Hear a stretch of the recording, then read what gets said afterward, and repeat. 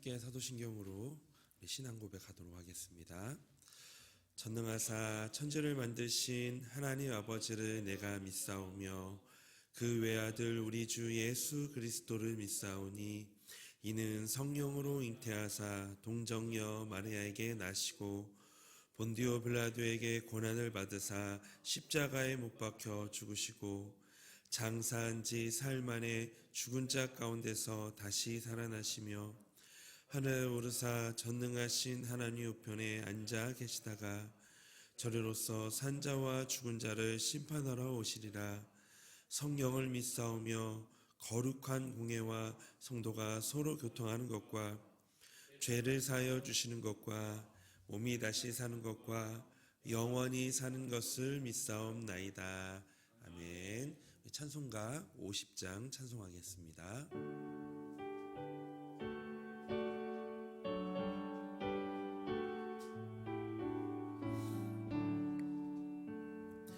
내게 있는 모든 것을 아낌없이 드리네.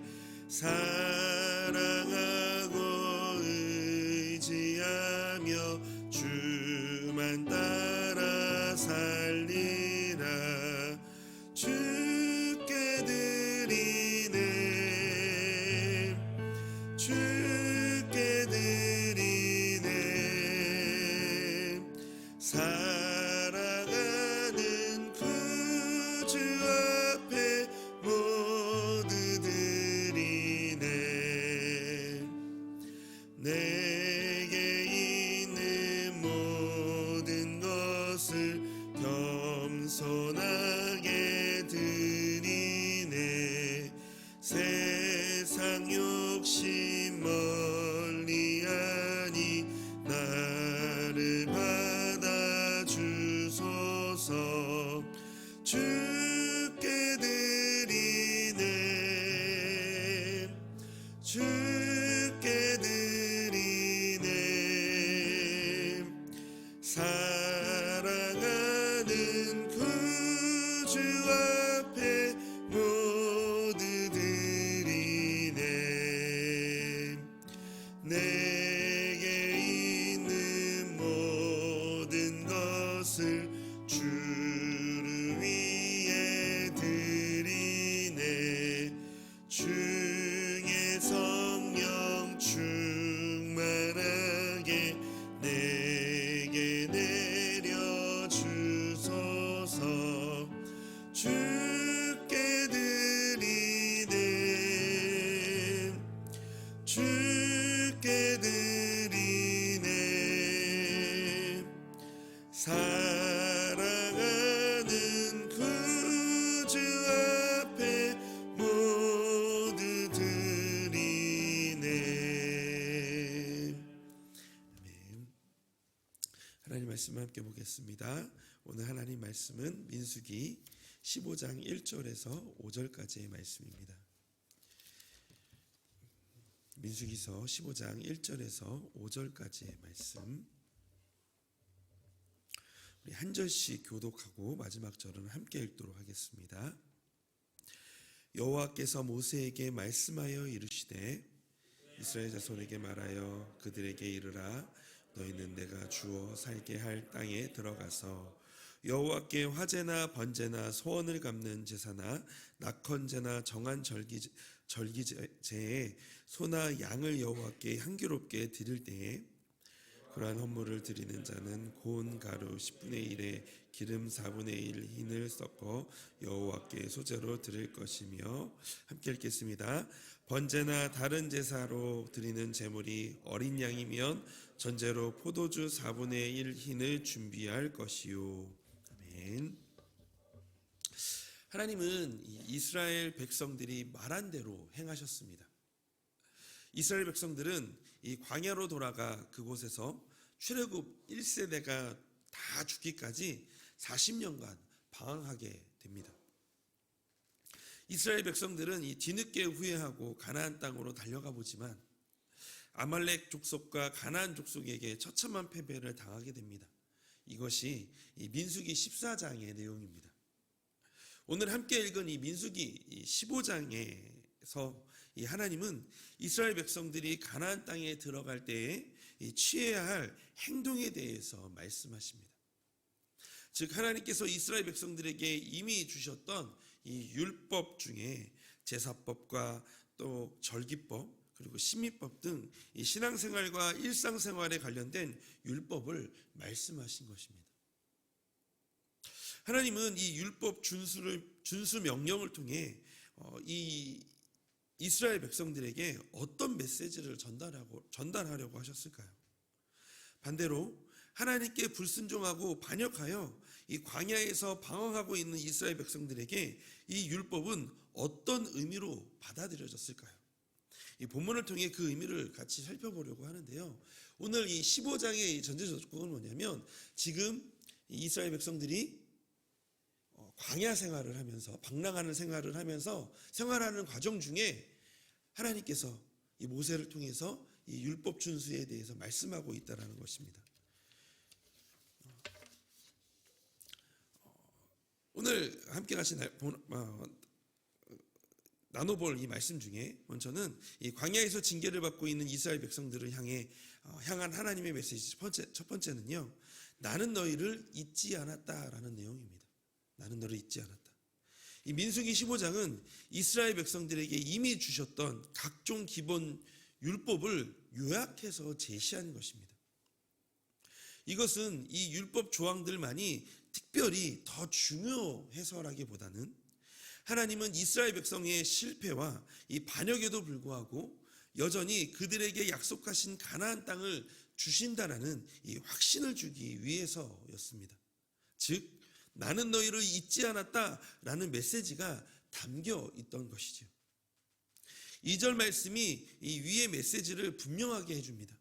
2절 말씀 이스라엘 자손에게 말하여 그들에게 이르라 너희는 내가 주어 살게 할 땅에 들어가서 2절은 민수기 14장 30절에서 이 출애굽 1세대를 향해 내가 맹세하여 너희에게 살게 하리라 한 땅에 결단코 들어가지 못하리라고 하신 말씀과 대조적인 말씀으로 이 광야의 이스라엘 백성들에게는 이 진정한 소망이 되는 말씀이었을 것입니다. 광야에서 40년간의 방랑 생활은 이 출애굽 1세대에 행하신 하나님의 징계였습니다. 40년이라는 시간은 정말 긴 시간이었겠죠. 이 14장 후반부에 이스라엘 백성들의 모습을 생각해 보셨으면 좋겠습니다. 처참한 패배 후 도망치듯 다시 광야로 들어간 것입니다.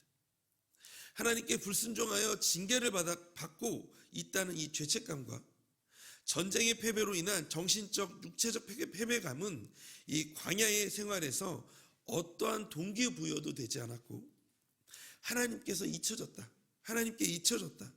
하나님의 약속은 이미 파괴된 것이겠지 하며 너무나 참혹하고 고달픈 생활을 이었을 것입니다.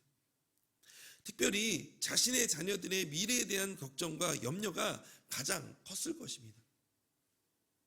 그런 상황 속에 하나님은 모세를 통해 말씀하신 것이고 이스라엘 백성들에게 큰 위로와 힘이 되었을 것입니다. 오늘날 우리도 늘 삶 속에서 하나님께 실패와 반역의 모습을 보입니다. 그래서 늘 침체되어 있고 삶은 아무것도 보이지 않는 깊은 절망의 골짜기에 주저앉아 있기도 합니다. 그럴 때에도 하나님은 우리를 잊지 않으시고 찾아오셔서 여전히 우리를 품어주십니다. 이스라엘 백성들처럼 징계를 통해 온전한 길로 가도록 품어주시기도 하시고 때로는 온전한 사랑으로 우리를 품어주시기도 하시죠. 시편 23편 4절의 말씀이 오늘 우리를 향한 하나님의 메시지인 듯합니다. 시편 23편 4절 말씀입니다. 내가 사망의 음침한 골짜기로 다닐지라도 해를 두려워하지 않을 것은 주께서 나와 함께 하심이라. 주의 지팡이와 막대기가 나를 안위하시나이다. 우리는 광야와 같은 세상을 살아가면서 세상이 주는 온갖 시련으로 인해 고통을 겪을 수밖에 없습니다. 이러한 상황 가운데서 만일 우리가 하나님께 잊혀졌다면 매일 삶이 늘 절망적일 것입니다. 그러나 오늘도 우리가 두려워하지 않을 수 있는 이유는 하나님께서 나를 잊지 않으셨고 나와 함께 하시기 때문입니다. 주님의 지팡이와 막대기로 이 나를 안위하시기 때문입니다. 하나님은 늘 성도님 곁에 계십니다. 하나님이 나를 잊지 않으셨다. 이스라엘 백성들을 향해 이 전하신 이 하나님의 메시지가 하루를 시작하시는 우리 성도님 안에 깊이 새겨지고 그 메시지에 힘입어 승리하시기를 주님의 이름으로 소망합니다. 두 번째로 이 광야에서 징계를 받고 있는 이스라엘 백성들을 향한 메시지는 바로 어떠한 상황에도 너는 하나님의 사람이다라는 것입니다. 율법은 하나님이 택하신 이스라엘 백성에게 주신 신앙과 삶의 기준입니다. 하나님의 징계로 광야에서 방랑하고 있는 이 이스라엘 백성들에게 다시금 이 율법을 지킬 것을 말씀하셨다라는 것은 하나님께서 택하신 민족이라는 지위를 박탈하지 않으셨다라는 것을 의미합니다. 또한 이스라엘 백성들도 자신들이 하나님이 택하신 민족이라는 것을 망각하지 않았음을 볼 수 있습니다. 더 나아가 언제나 하나님의 말씀과 하나님이 주시는 약속을 지향하는 삶을 살아야 한다는 의미도 포함되어 있습니다. 이와 같은 사실은 모든 성도는 어떤 상황에도 하나님의 사람으로 자신의 근본을 잊지 말아야 함을 교훈하고 있는 것입니다. 우리는 한평생 살아가면서 그 어떠한 형편에서도 이 하나님의 사람으로서 삶의 바른 자세를 가져야 합니다. 그리고 그것을 즐거워해야 합니다. 다윗은 시편 40편 8절에서 하나님의 뜻을 행하는 것이 즐겁다라고 고백합니다. 시편 40편 8절입니다. 나의 하나님이여 내가 주의 뜻 행하기를 즐겨하오니 주의 법이 나의 심중에 있나이다 하였나이다. 그런데 사실 우리는 자주 하나님의 사람이라는 사실을 잊고 하나님의 사람으로서의 향기를 상실하며 살아가는 것 같습니다. 하나님의 징계를 받아 이 광야에서 방랑하고 있는 이 출애굽 1세대를 생각해 보기를 원합니다. 그들은 가데스 바네아 대반역 사건의 당사자들이었고 광야에서 허무하게 죽어가는 당사자들이었습니다. 그러나 그들은 이 가데스 사건 이후 더 이상의 동요 없이 자신들에게 주어진 징계에 순복했습니다. 그리고 자신의 자녀들만은 하나님께서 약속하신 가나안 땅에 들어가게 되는 이 축복에 동참할 것을 믿고 언제나 약속의 땅을 사모하며 살았습니다. 그래서 그들은 거칠고 척박한 광야에서 삶을 묵묵히 참고 따랐던 것입니다. 이 같은 사실은 때로 우리가 하나님의 징계나 또는 여러 시련에 처할 때 우리의 모습이 어떠해야 하는가에 대해서 생각하게 합니다. 우리는 징계와 역경이 처했을 때 순간적 고통 너머에 있는 이 영원한 축복을 사모하며 하나님의 사람으로서의 태도를 보여야 할 것입니다. 즉 현실을 겸허히 받아들이고 이것을 오히려 성장의 계기를 삼아야 한다는 것입니다. 그리고 사랑하는 자녀나 가족들의 삶 속에 되풀이 되지 않도록 안내자이고 증언자로서의 의미도 다해야 할 것입니다.